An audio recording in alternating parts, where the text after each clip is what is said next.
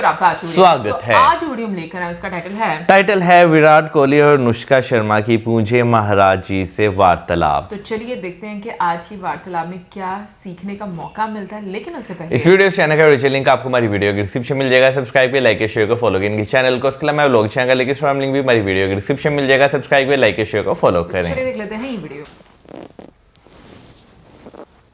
अपने कार्य क्षेत्र को भगवान की सेवा समझिए, गंभीर भाव से रहिए, विनम्र रहिए और नाम जप कीजिए। जीवन को उन्नतिशील बनाना है। जब तक भगवान न मिल जाए तब तक हमारी यात्रा रुकनी नहीं है। लौकिक पारलौकिक सब क्षेत्रों को पार करते हैं।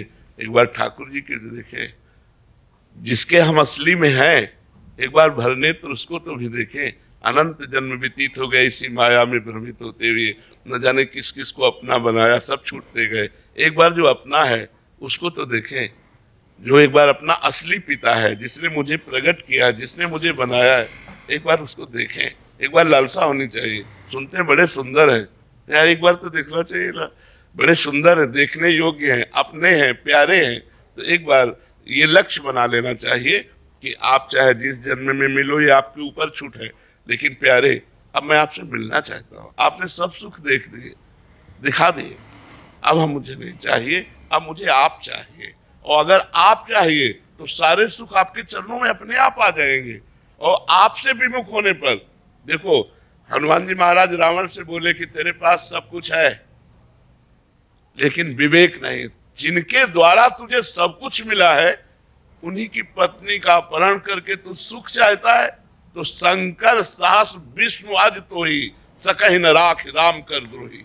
हजारों शंकर हजारों विष्णु मिल जाएं तो भी तुझे भगवान राम से द्रोह करने के कारण तेरी रक्षा नहीं कर पाएंगे। और अंततो गत्वा बंदर उसकी खोपड़ी पे पैर मारते हैं।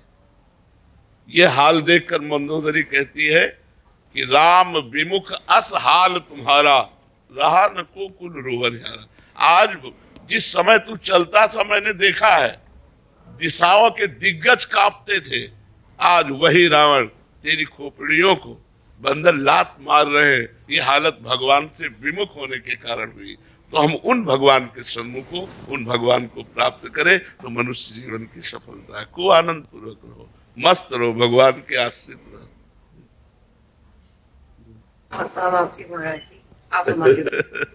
हम सब श्री जी के हैं। हम एक छत्र के नीचे हैं, जिसका ये नीला छत्र है ना, नीला छत्र है ना आकाश, हम सब उसी के बच्चे हैं, हम उसी के हैं। हाँ, आगे का मार्ग आप नहीं जानते तो हम आपका हाथ पकड़ लिए, हमारा कोई हाथ पकड़े है, उसका कोई हाथ पकड़े है, उसका वो हाथ पकड़े है। ऐसे हम क्रम से जा रहे हैं। इष्ट आचार्य गुरुदेव उन्हीं के बल से हम जा रहे हैं। ये जो परंपरा बनी है वो ऐसे बनी है कि हम आपका हाथ पकड़े, लेकिन मेरे में सामर्थ्य नहीं। मेरे गुरुदेव मेरा हाथ पकड़े, लेकिन मेरे गुरुदेव आचार्य का हाथ पकड़े, आचार्य इष्ट का हाथ पकड़े, तो मतलब हम लाइन में ही हैं, हम वहीं पहुंच जाएंगे। जय जय श्री हरि।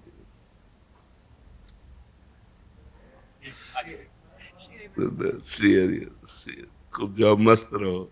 अलका श्रीवास्तव जी। राधे राधे महाराज जी। महाराज जी, योग क्षेम मतलब जीवन यापन से जुड़े खर्च की चिंता बनी रहती है, इससे ऊपर उठने के लिए महाराज जी क्या करें? आप बताइए, आप दुख प्राप्ति की चाह करते हैं क्या? कोई स्वयं प्राप्त होता है ना, ऐसे सुख प्राप्त हो जाएगा जो आपके भाग्य में लिखा है। सुख और दुख के लिए आपको प्रयास नहीं करना, आपको प्रयास करना है सुख और दुख से परे परमानंद की प्राप्ति के लिए, भगवान की प्राप्ति के लिए। यदि आप भगवान की प्राप्ति के लिए प्रयास करते हैं तो आपको योगक्षेम की चिंता नहीं करनी पड़ेगी, क्योंकि स्वयं ठाकुर जी कह रहे हैं, अनन्यस चिंतयन्तो माम ये जनाः पर्युपासते तेषां नित्याभियुक्ता नाम योगक्षेमं वहाम्यहम्। जो मेरा अनन्य चिंतन करता है उसके योग और क्षेम का वाहन मैं स्वयं करता हूँ। योग का तात्पर्य होता है प्राप्त जो है और अभी जो नहीं प्राप्त है। नहीं प्राप्ति की प्राप्ति कराने का नाम योग है, और जो प्राप्त है उसकी रक्षा करने का नाम क्षेम है। जो नहीं प्राप्त है वो स्वयं ठाकुर जी प्राप्त कराएंगे, और जो प्राप्त है उसकी रक्षा स्वयं ठाकुर जी करेंगे। वो देख रहा है योगक्षेमम वहाम्यहम। वो ऐसे थोड़ी बोल रहा है, वो सच्चिदानंद है, वो सत्य नारायण है, वो जो बोलता है वो करता है। उन्होंने कहा योगक्षेमम वहाम्यहम, मेरा सिर्फ कार्य है उसका आश्रय लेकर चिंतन करना और उसका कार्य है व्यवस्था करना।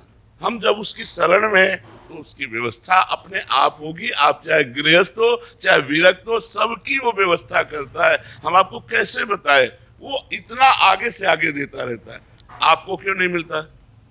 क्योंकि आप अहंकार से अपना पोषण कर रहे हैं, भगवान से नहीं। मैंने ये किया, मैं ये करूंगा। अहंकार विमूढ़ात्मा करता हम मन्यते, तो उतना ही मिलेगा जितना आप कर रहे हो। अगर ऐसे हो गए, एक होता है गोदनामा और एक होता है निजी कमाई। जो भक्त होता है वो गोदनामे में होता है। हमारा विश्वास, हमारा आत्मनिर्भर भाव, हमारी आत्मा भगवान है, उन पर निर्भर भाव, तो कहते हैं योगक्षेमम वहाम्यहम। हम एक गृहस्थ की बात बताते हैं। हम रोटी मांगने जाया करते थे, तो उनको देखते तो पूजा में ही लगे रहते। बिहारी जी के तीनों काल के दर्शन, यमुना स्नान, वृंदावन की प्रदक्षिणा और नाम जो भक्ति में रत रहते। उनकी बेटी सयानी हुई, कोई अर्थ की व्यवस्था नहीं कि आपकी बेटी सयानी हो रही और ब्याह करना है और आप रात दिन पूजा में केवल लगे रहते। आपकी आय कोई है नहीं।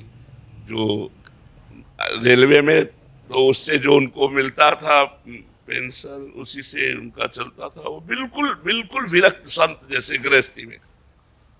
तो उनका बाबा, हम बिहारी जी की वो बात देखते हैं जो उन्होंने कहा योगक्षेमम वहाम्यहम।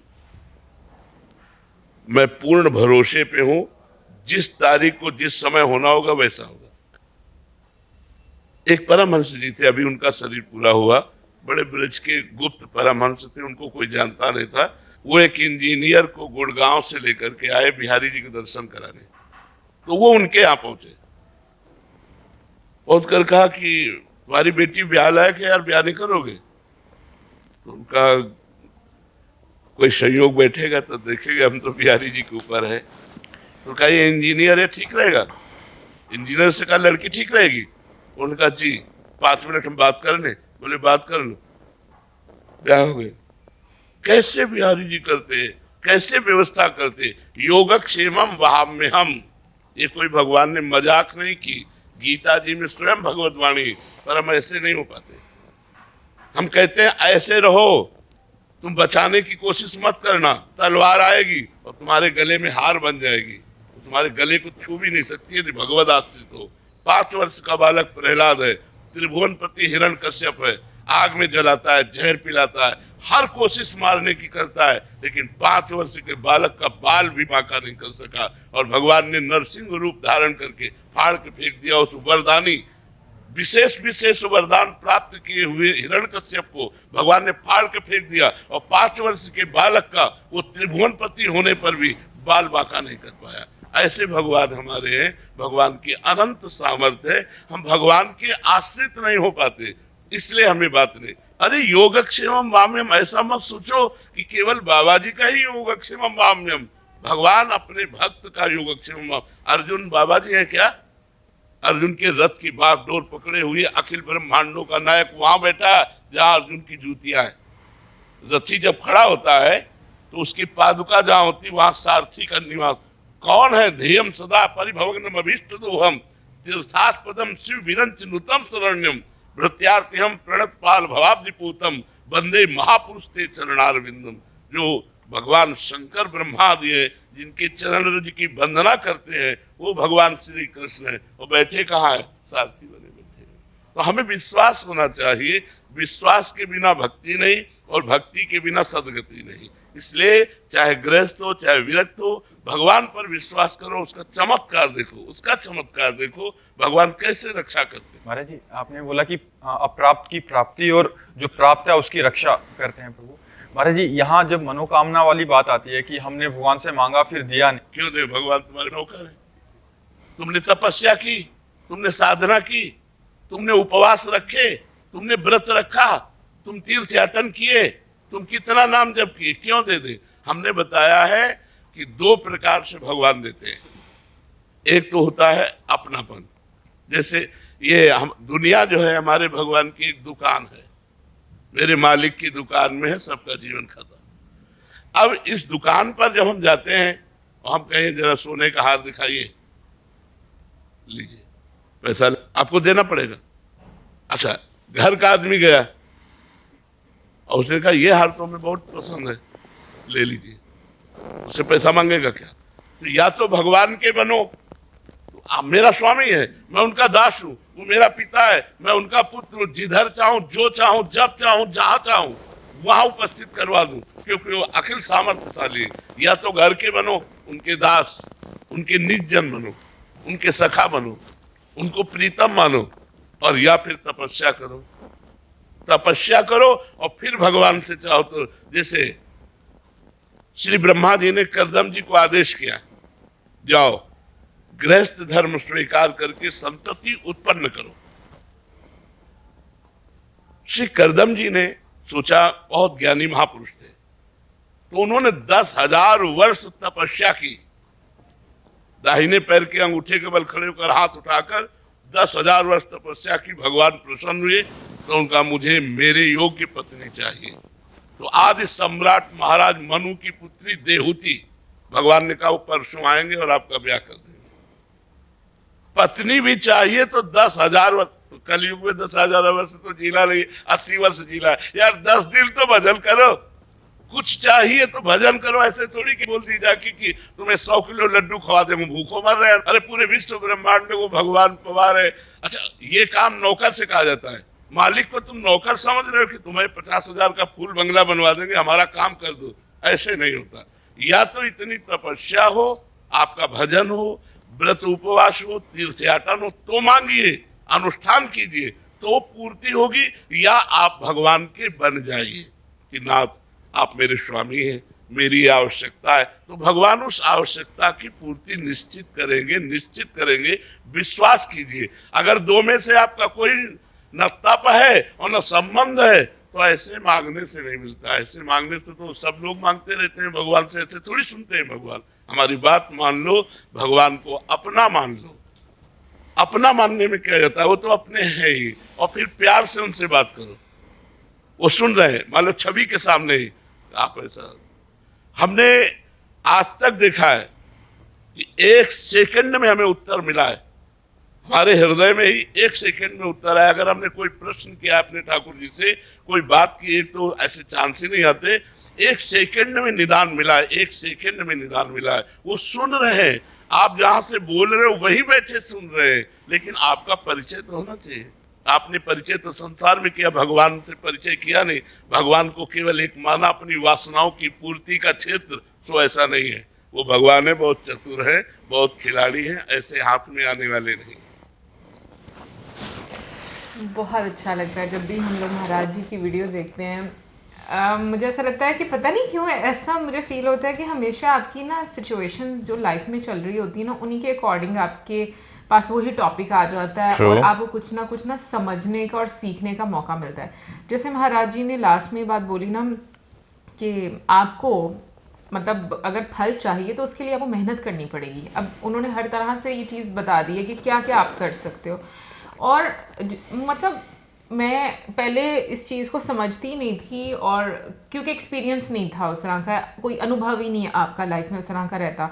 बट जैसे जैसे अनुभव होना शुरू हुआ तो यस, मैं इस चीज़ को समझना शुरू हुई हूँ कि आपको वाकई में आपके सवालों के जवाब मिलते हैं और आपको खुद ब खुद गाइडेंस मिलना शुरू हो जाती है। पहले मुझे ये लगता था कैसे होगा, क्या हमारे सामने कोई आएगा या कुछ चीज़ें ऐसी होंगी, क्या होगा। यस, चीज़ें भी सामने आती हैं यहाँ पे, लेकिन आपकी अक्ल के जो पर्दे होते हैं ना, जो बिल्कुल बहुत ही पर्दे पड़े होते हैं, वो खुलना शुरू हो जाता है। वो परतें खुलना शुरू होती हैं, वो लेयर्स जो है वो ख़त्म होना शुरू होती हैं और आपको नज़र आना शुरू हो जाता है। सिचुएशंस इस तरह की बनती हैं कि जो आप समझ रहे हैं, जो स्टेज पर चल रहा है और जो बैक स्टेज हो रहा है, दोनों में बहुत डिफरेंस है। और बैक स्टेज क्योंकि हमारी नज़र से ओझल होता है तो हम लोग को पता नहीं होता कि वहाँ पर लोगों के मन में क्या होता है, वो किस तरीके से चीज़ें कर रहे हैं। लेकिन जब आप मैं कहती हूँ कि कनेक्ट होना शुरू होते हो तो बिल्कुल मेरा बहुत फर्म बिलीव है आपके सामने चीज़ें आती हैं और इसको ब्लेसिंग समझकर रिसीव कर लेना चाहिए कि आपकी लाइफ में ये चीज़ें हो रही हैं। अच्छा, समटाइम्स पता क्या होता है कि आपके साथ जब ये चीज़ें हो रही होती है ना, आप कहते हैं पता नहीं कौन से ऐसे पाप कर दी या कौन सी ऐसी हमने गलती कर दी है कि भाई हमें जो है हमें ये चीज़ें जो है वो फेस करनी जो पड़ रही हैं। और ये रियलिटी है कि उस टाइम आपको वाकई में समझ नहीं आ रहा था कि आपके साथ क्यों हो रहा है, लेकिन जैसे जैसे टाइम गुजरता है आप समझने की कोशिश करते हैं ना, और फिर एक टाइम ऐसा आ जाता है कि आप कहते हैं कि यार उस टाइम जो भी हुआ ना वो मेरे लिए बहुत बेहतर था। अभी भी जैसे अगर बात करूँ मैं, कुछ होता है, मैं अगर पर्सनल एक्सपीरियंस की बात करूँ, कुछ होता है वक्ती तौर पे मुझे फील होता है कि नहीं यार उसने ये उस गलत किया है, ठीक है ना, लेकिन क्या होता है कि इंस्टेंट उसके कुछ टाइम बाद ही, कुछ घंटों बाद कह लें, कुछ दिनों बाद कह लें कि एक ऐसी चीज़ जो है ना वो सामने आ जाएगी कि मैं कहता हूँ यार ये उस टाइम हो गया ना, ये बहुत अच्छा हुआ, कम से कम मेरा जो है ना यहाँ से माइंड यानी कि दिल और दिमाग जो है ये अब एक डायरेक्शन पे जो है ना वो फोकस जो है वो कर पाएंगे। उनमें जंग खत्म हो, उनमें जंग जो है वो ख़त्म हो जाती है। और ये हकीकत है, दिल और दिमाग की जंग बहुत बुरी होती है। इंसान डिप्रेशन, एग्जाइटी, पैनिक्स, बहुत कुछ आपके साथ जो है वो होता है, आपको समझ नहीं लगती कि आप जो है वो क्या करें। आप हकीकतन जब कोई सिचुएशन होती है तो भाई आपके सामने या तो वीडियो कोई ऐसी आ जाएगी जिसमें आपके सवाल का जो है वो जवाब हो, नहीं तो आपको जो है ना जिस इंसान ने वो सिचुएशन क्रिएट की होती है ना वही खुद ऐसा जवाब दे देता है कि आप उस चीज़ से ना बाहर निकल आते हैं। अच्छा, एक चीज़ मैं बोलूँगी कि मतलब ये चीज़ें बाय द एंड जब आप समझ आते हो तब आपके लिए आसान होना शुरू हो जाती है। वो जो एक बीच वाला पीरियड होता है ना वो बड़ा पेनफुल होता है बहुत, और उस पेन को समझने के बाद ही आपको चीज़ें समझ आती हैं और आप स्ट्रांग भी होते हो और आप फिर इस चीज़ के लिए ग्रैटिट्यूड भी शो करते हो कि जो कुछ हो रहा है ना वो हमारे भले के लिए हो रहा है। और लेकिन यहाँ पे एक चीज़ है, चीज़ें ख़त्म नहीं होती फिर भी, ठीक है ना, जब आपके तकलीफ खत्म हो जाती है। हाँ, वो तकलीफ खत्म हो जाती है। तुम ये देखो कनेक्शन, जब हमें तकलीफ होती हाँ, है तो हम लोग डिवाइन पावर की तरफ ही भागते हैं, बिल्कुल। और वो डिवाइन पावर आपको बहुत कुछ सिखाने के लिए आपके सामने चीज़ें लेकर आती है, आपको तकलीफ देती है ताकि आप बेहतर बन सको। पहले वाली जब मतलब जैसे मौजूद ने बात बोली ना कि पहले हम ये सोचते हैं यार ये पता नहीं कौन सा गुनाह हो गया जो हमारे साथ ही ऐसा हो रहा है, ये वाली अप्रोच बहुत नेगेटिव है। मैं ऑनेस्टली बता रही हूँ, ये आपको कभी भी बेहतर इंसान नहीं बना सकती। बट जब आप ये सोचना शुरू कर दें कि अगर ये हमारे लिए हो, हमारे साथ हो रहा है ना, तो यकीनन इसमें हमारे लिए बेहतरी है और हमें इससे बाहर निकलना है। और जब वो चीज़ें हो जाती है ना, आप उन चीज़ों से गुजर के एक रिफाइंड फॉर्म आपकी जो बन जाती है, आप जिस फेज़ में पहुंच जाते हैं उस फेज़ में पहुंचने के बाद आप तो आगे निकल चुके होते हैं, लेकिन वो जो दुख तकलीफ़ वाली चीज़ें होती हैं ना वो वहीं पे खड़े होकर आपको फिर भी जो है ना वो पीछे से बातें करती हैं। लेकिन उस टाइम पता है क्या होता है, आपका दिल दिमाग इतना स्ट्रॉन्ग हो चुका होता है ना कि आपको फ़र्क नहीं पड़ता उन चीज़ों से, और आप जो है ना मज़ीद आगे जो है उन चीज़ों से बढ़ जाते हैं। वही मुझे कुछ फ़र्क नहीं पड़ता से मुझे वो लाइन याद आ गई, कुछ भी हो जाए कुछ नहीं होता। ये लाइन मुझे इतनी पसंद है ना क्योंकि इस लाइन से आप बहुत कुछ सीख लेते हो। बाकी कमेंट सेक्शन में आप जरूर बताइएगा कि आपको इसके लिए आज की वीडियो मिलेगी। नेक्स्ट वीडियो में सब्सक्राइब करना। Good bye.